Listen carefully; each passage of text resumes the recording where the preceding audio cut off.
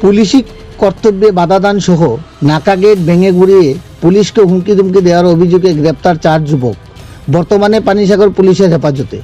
ঘটনার বিবরণে জানা যায় যে রবিবার বিকেলে দামছড়া থানাধীন মুজফ্ফরনগর এলাকায় বাসিন্দা আবু বক্কর বয়স 21 বছর, পিতা জামাল উদ্দিন, আব্দুল সুফান বয়স 22 বছর, পিতা মৃত আব্দুল খালিক, গিয়াসউদ্দিন বয়স 18 বছর, পিতা মোহাম্মদ মঞ্জির আলী এবং রুস্তম আলী বয়স 22 বছর, পিতা মৃত আব্দুল খালিক AS 11T3544 নম্বরের একটি গাড়ি নিয়ে জলাবাসা নাকা গেটে পৌঁছালে পুলিশ গাড়ি থেকে থামতে সিগন্যাল দিলে গাড়িতে থাকা যুবকেরা নাকি পুলিশকে উদ্দেশ্য করে কটূক্তি সহ অশালীন আচরণ করতে থাকে।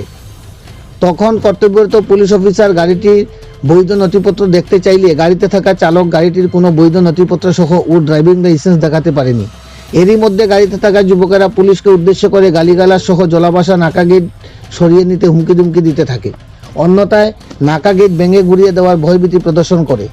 কর্তব্যরত পুলিশেরা জানায় এরই মধ্যে যুবকেরা ফোন করলে TR05H1728 নম্বরের ওপর একটি গাড়ি করে বেশ কয়েকজন যুবক ওই এলাকায় পৌঁছে পুলিশের দিকে মারমিক হয়ে ওঠে। এমত অবস্থায় পানিসাগর থানা থেকে অতিরিক্ত পুলিশ ঘটনাস্থলে পৌঁছালে যুবকেরা পালাতে গেলে পুলিশ 4 জন যুবক সহ একটি গাড়িকে আটক করে পানিসাগর থানায় নিয়ে আসে। পুলিশি তদন্তে জানা গেছে ধৃত অভিযুক্তরা বিভিন্ন ধরনের অবৈধ নেশা সামগ্রী পাচার সহ নেশা কারবারে যুক্ত। জলাবাসা এলাকায় নাকা গেটটি থাকাতে তাদের পাচার কাজে বিঘ্ন ঘটাতে নাকা গেটটি ভেঙে গুড়িয়ে দেওয়ার হুমকি সহ পুলিশকে আক্রমণ করতে উদ্যত হয়। এই মর্মে সোমবার দুপুরে পুলিশি কর্তব্যে বাধাদান সহ পুলিশকে ভয়ভীতি প্রদর্শন এবং নাকা গেট ভেঙে গুড়িয়ে দেওয়ার হুমকির পরিপ্রেক্ষিতে সংশ্লিষ্ট ধারায় মামলা রুজু করে 4 অভিযুক্তকে ধর্মনগর জেলা আদালতে সোপর্দ করে এবং 3 দিনের পুলিশি রিমান্ডের আবেদন জানাবেন বলে জানান পানিসাগর থানার অফিসার ইনচার্জ আশুতোষ শর্মা। ধারণা করা হচ্ছে 3 দিনের রিমান্ডে জোর জিজ্ঞাসাবাদে আরও বিস্তারিত তথ্য বেরিয়ে আসবে। পানিসাগর থেকে নিজস্ব প্রতিনিধি রিপোর্ট, শ্যামলী ত্রিপুরা। দুটা নাকা পোস্ট আছে পানিসাগর থানার আন্ডারে, একটা হলো অগ্নিবাসা আর একটা হলো পাথরটিলাতে। পাথরটিলা যে নাকা পয়েন্ট থাকে সেটা আমাদের দামছড়া থেকে যে গাড়িগুলি আসে এবং সেখানে যে গাড়িগুলি যায় সেগুলি নজরদারির জন্য আমরা সেখানে বসানো হয়েছে। তো সেখানে গাড়িগুলি আমরা চেকিং করা হয়, সবাই আমাদেরকে কোঅপারেট করে।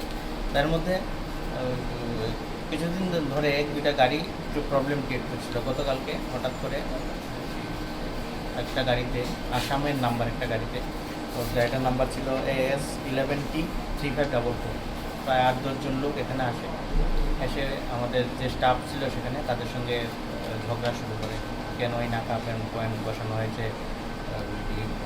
যখন আমাদের অফিসার তখন তাদের গাড়ির কাগজপত্র দেখতে চায়, গাড়িতে কোনো কাগজপত্র ছিল না, ড্রাইভারের ড্রাইভিং লাইসেন্স দেখতে চায়, ড্রাইভিং লাইসেন্সও ছিল না। তখন পুলিশের সঙ্গে ওরা ঝগড়া শুরু করে এবং পুলিশকে আক্রমণ করার চেষ্টা করে।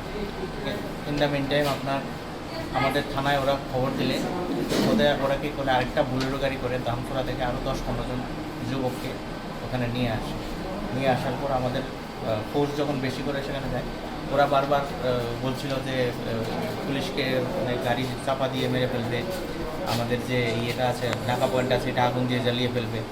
তারপর তারা অ্যাকচুয়ালি আমরা পরে জানতে পারছি যে এই যে লোকগুলি বিভিন্ন ইন্টারন্যাশনাল স্মাগলিংয়ের সঙ্গে জড়িত, আমাদের ইন্টারনাল যে খবর এসছে।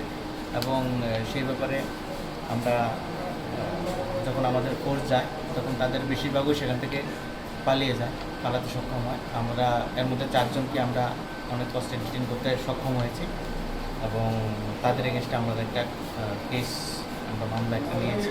আজকে তাদেরকে আমরা কোর্টে ফরওয়ার্ড করছি এবং 3 দিনের পুলিশ রিমান্ডে আমরা সেই কোর্টে ফরওয়ার্ড করছি এবং বাকি তাদের যে চক্রটা আমরা কীভাবে বের করবো ইনভেস্টিগেশনে এবং তাদের রিমান্ডে এনে তাদের সঙ্গে যারা ছিল সবগুলি আমরা ইনভেস্টিগেশনের মাধ্যমে বের করি। তাদের কি নাম স্যার? তাদের যে নাম আমরা অ্যারেস্ট করেছি তাদের মধ্যে আবু বক্কর, তারপর রুস্তম আলী খান, আব্দুল সোফান আর গিয়াসউদ্দিন, তাদের বাড়ি দামছড়ায় সরকারের বাড়ি। আর বাকিগুলি যারা ছিল সেখানে আমাদের সন্দেহ আসামেরও কিছু লোক ছিল এবং তারা কেন এরকম এই জায়গাতে এই ঘটনাটা সংঘটিত করেছিল এবং তাদের প্রি প্ল্যান কিনা সেটা আমরা খতিয়ে দেখছি। কি মনে হয় স্যার তাদের নেশা বা অবৈধ কারবার করতে গিয়েই নাকা পয়েন্টগুলো তাদের কোনো সমস্যার সৃষ্টি হচ্ছে বলে মনে হচ্ছে আপনাদের? হ্যাঁ, সেটাই প্রাথমিকভাবে মনে হচ্ছে যে আমাদের নাকার জন্য ওরা ফ্রিলি হয়তো কিছু করতে পারছে না, কাজ করতে পারছে না, তাদের সমস্যা হচ্ছে। তার জন্য তারা একসঙ্গে 10-15 জন যুবক একসঙ্গে এখানে হঠাৎ করে, কারোর সমস্যা নেই, তাদের কোনো সমস্যা নেই। দেখছি, কোথায় দেখছি, ইনভেস্টিগেশন চলছে, সেটা আমরা বের করে দেব। স্যার, আমি জানতে পারলাম যে যে প্রথম গাড়িটিকে আটকানো হয়েছিল, পরবর্তীতে ওরা নাকি খবর দিয়ে আরও কিছু লোকজন এনেছে অন্য গাড়ি করে এবং আক্রমণে একটা দুর্বিষহ পরিস্থিতি সৃষ্টি করেছে। হ্যাঁ, তা ঠিক।